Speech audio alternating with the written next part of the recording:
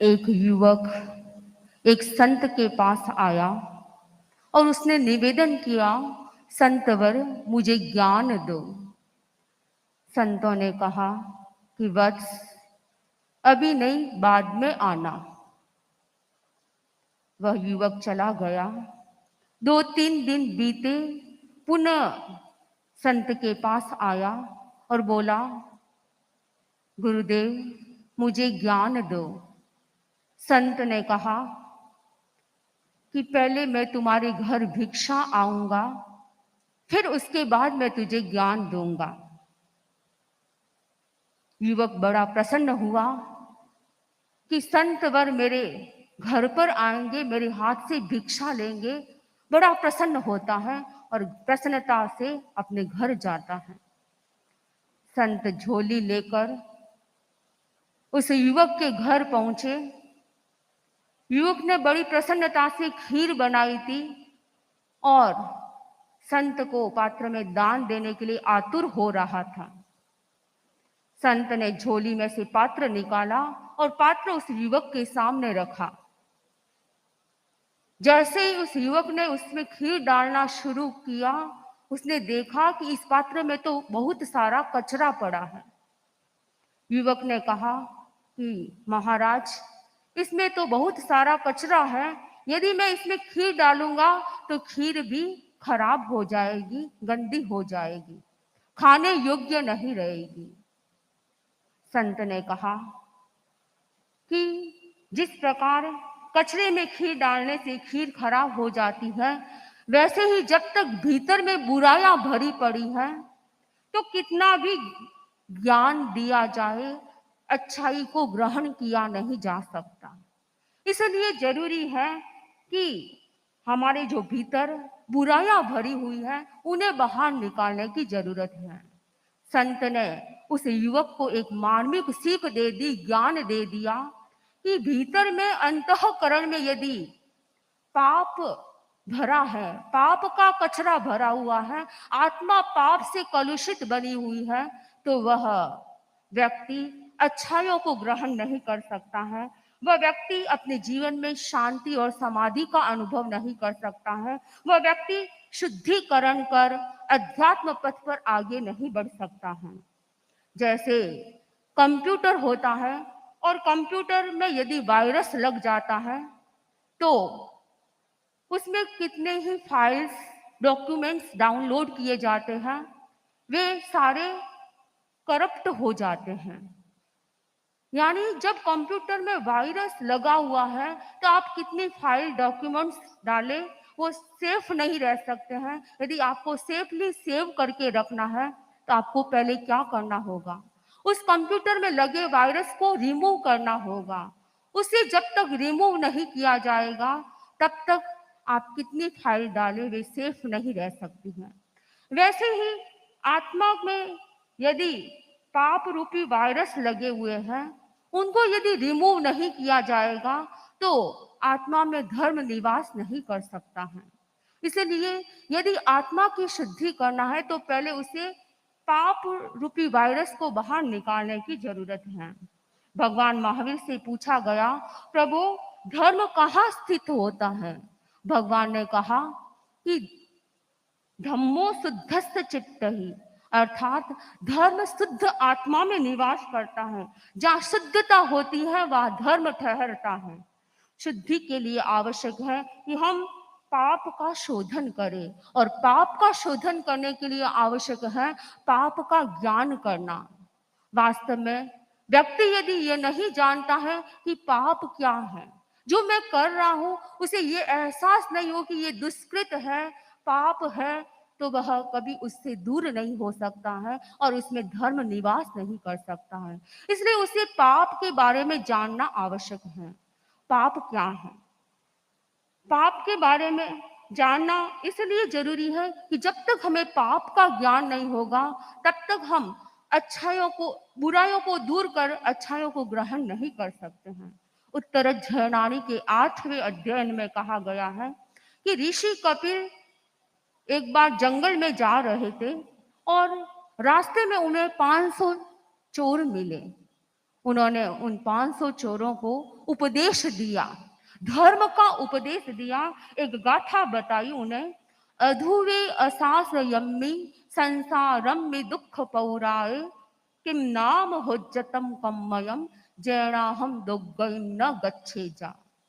अर्थात इस संसार अध्रुव संसार में, अशाश्वत संसार में, दुख बहुल संसार में ऐसा मैं क्या करूं जिससे कि मैं दुर्गति में न जाऊं। इस गाथा में ऋषि कपिल ने एक मार्मिक बात कही है कि नाम हुज्जतम कम्मयम जैणाहम दुर्गतिम न गच्छेजा।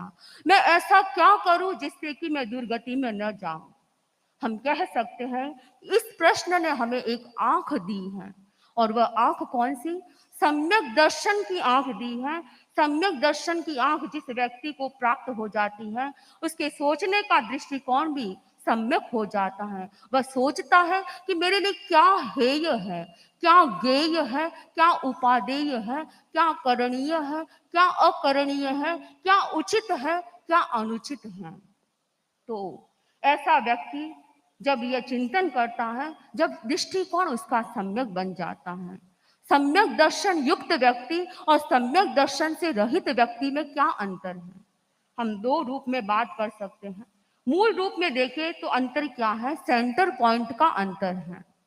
सम्यक दर्शन से युक्त व्यक्ति के सेंटर में आत्मा और अध्यात्म रहता है, और सम्यक दर्शन से रहित व्यक्ति के भीतर में संसार, पदार्थ, भौतिकता, ये सब रहते हैं।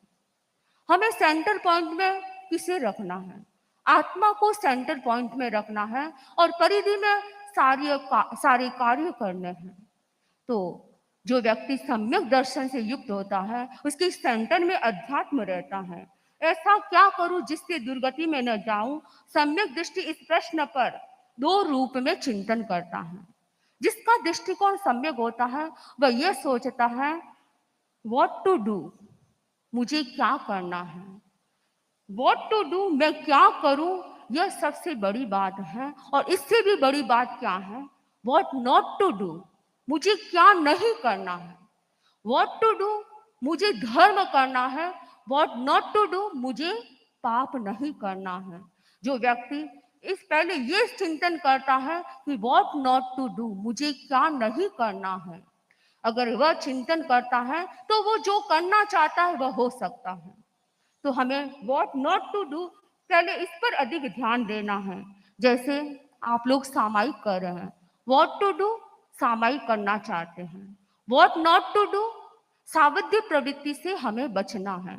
यदि आपको सामायिक करना है तो आपको सावध्य कार्यों से बचना होगा, पापकारी प्रवृत्ति से बचना होगा, तभी आप सामायिक कर सकते हैं।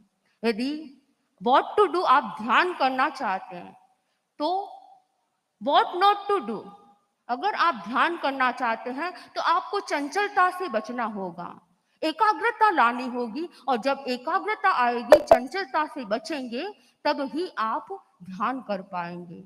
एक बार गौतम बुद्ध उपदेश दे रहे थे। उपदेश देते देते वे चुप हो गए, अपने शिष्यों को उपदेश दे रहे थे और देते देते वे बीच में ही रुक गए। पास में आनंद शिष्य बैठा था। आनंद ने कहा कि प्रभु भंते, आप रुके क्यों? उन्होंने कहा कि कोई शिष्य बात कर रहा है, कोई इधर उधर देख रहा है, कोई चंचलता कर रहा है। जब तक भीतर में चंचलता रहेगी, एकाग्रता नहीं रहेगी, तब तक मेरा दिया हुआ उपदेश उनको ग्रहण नहीं होगा। वास्तव में यदि हम ध्यान करना चाहते हैं तो हमें चंचलता को कम करना होगा। अभी आप यहाँ बैठे हैं, व्हाट टू डू, प्रवचन सुनना चाहते हैं, परम पूज्य आचार्य प्रवचन देंगे और आप उसे सुनना चाहेंगे। व्हाट नॉट टू डू, आपको मोबाइल यूज नहीं करना है, मोबाइल में टॉकिंग नहीं करना है, एक दूसरे से बात नहीं करना है, नींद नहीं लेना है, इधर उधर नहीं देखना है। क्या करना है? आपको सिर्फ प्रवचन सुनना है। तो इससे पहले आपको इस बात पर भी ध्यान देना होगा, व्हाट नॉट टू डू, मुझे क्या नहीं करना है। तो जो व्यक्ति पाप से बचना चाहता है तो उसे ये ध्यान देना होगा कि व्हाट नॉट टू डू, मुझे पाप नहीं करना है, धर्म की ओर आगे बढ़ना है, तो पाप के बारे में जानकारी प्राप्त करनी होगी। पाप क्या है? दो बातों को समझना होगा। हिंसा, झूठ, चोरी आदि जो सामान्य रूप से जिसे सामान्य भाषा में पाप कहा जाता है, वास्तव में ये पाप नहीं है, ये पाप के हेतु है, पाप के निमित्त है। इनका आधार लेकर व्यक्ति पाप करता है। पाप के ये हेतु है, पाप नहीं है, ये पाप स्थान है। आप लोग 25 बोल आप लोगों को याद होंगे। 25 बोल में 14वां बोल क्या है? 9 तत्वों के 115 भेद। उसमें पाप तत्व के कितने भेद बताए गए हैं? 18 भेद बताए गए हैं। प्राणातिपात, निस्सावाद, अदत्तादान, मैथुन, परिग्रह, क्रोध, मान, माया, लोभ, राग, द्वेष, कलह, अव्याख्यान, पैशून्य, पर परिवाद, रति, अरति, माया, मिश्रा, मिथ्या दर्शन, शल्य पाप। ये 18 पाप बताए गए हैं। ये सब पाप के हेतु है। वास्तव में ये पाप के हेतु है, लेकिन उपचार से इन्हें पाप कह दिया जाता है। हिंसा, चोरी, झूठ आदि ये जीव जीव जब इसमें प्रवृत्ति करता है, उस समय व्यक्ति अशुभ क्रिया से युक्त हो जाता है और अशुभ क्रिया से आकृष्ट होकर कर्म पुद्गलों को आत्म प्रदेशों के साथ बांध देता है। कर्म पुद्गल आत्म प्रदेशों के साथ बंधते हैं और जब ये अशुभ क्रिया होती है तो अशुभ कर्म आत्मा के साथ बंध जाते हैं। ये अशुभ कर्म ही पाप हैं। परम पूज्य आचार्य श्री तुलसी ने जैन सिद्धांत दीपिका में भी लिखा है, अशुभम पापम कर्म, अशुभम कर्मम पापम, अर्थात अशुभ कर्म है वो पाप है। परम पूज्य आचार्य श्री तुलसी ने पाप की दूसरी व्याख्या करते हुए लिखा है, जिस कर्म के उद्देश्य से जीव अशुभ प्रवृत्ति करता है, जीव की अशुभ प्रवृत्ति होती है और उस मोहनीय कर्म को पाप कहा गया है। मोहनीय कर्म के द्वारा जीव हिंसा में प्रवृत्ति करता है, तब वह प्राणातिपात पाप करता है। मोहनीय कर्म के द्वारा जब जीव असत्य में प्रवृत्ति करता है, तब वह निशावाद पाप से प्रवृत्त हो जाता है। तो इस प्रकार ये सब अशुभ कर्म जब उदय में आते हैं, तब व्यक्ति के पाप कर्म उदय में आते हैं। व्यवहार में हम कैसे जाने कि अभी मेरे पाप कर्म का उदय चल रहा है? व्यवहार में हम अनेक बातों के द्वारा जान सकते हैं। दो प्रकार की प्रवृत्ति होती है, एक सुख की प्रवृत्ति और एक दुख की प्रवृत्ति। दुख देने वाली प्रवृत्ति जो होती है, जैसे कष्ट होता है, संताप होता है, दुख क्लेश पैदा होता है, ये सब पाप कर्म का उदय होता है। जब पाप कर्म का उदय होता है, तब व्यक्ति के जीवन में क्लेश, संक्लेश, कष्ट आदि आते हैं। जैसे अज्ञान है, वह अज्ञान भी पाप कर्म का फल है। मिथ्यात्व का उदय है तो वो भी पाप कर्म का फल है। व्यक्ति को कानों से सुनाई नहीं देता है, इसका मतलब पाप कर्म का उदय है। दिखाई नहीं देता है आंखों से, ये भी पाप कर्म का उदय है। व्यक्ति क्रोध करता है, ईर्ष्या करता है, अभिमान करता है, माया करता है, ये भी पाप कर्म का उदय है। व्यक्ति के जीवन में घर में उसके पास मकान नहीं है, धन नहीं है, पति का सुख नहीं है, पत्नी का सुख नहीं है, पुत्र का सुख नहीं है, ये सब क्या है? ये सब पाप कर्म का उदय है।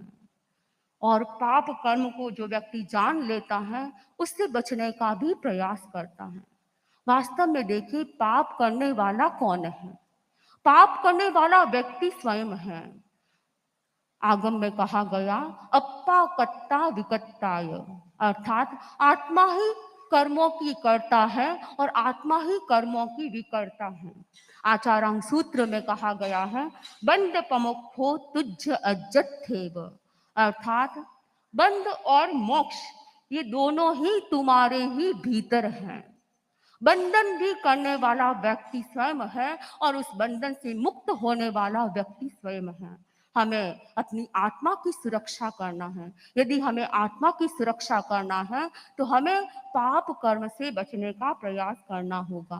18 पाप को समझना होगा, 18 पाप का ज्ञान करना होगा। और जो व्यक्ति 18 पापों का ज्ञान कर लेता है, वह अपने उससे निवृत्त होने का प्रयास करे तो वो पाप कर्म से बचेगा। और जब वह पाप कर्म से बचेगा तो वह आत्मा की सुरक्षा कर सकेगा।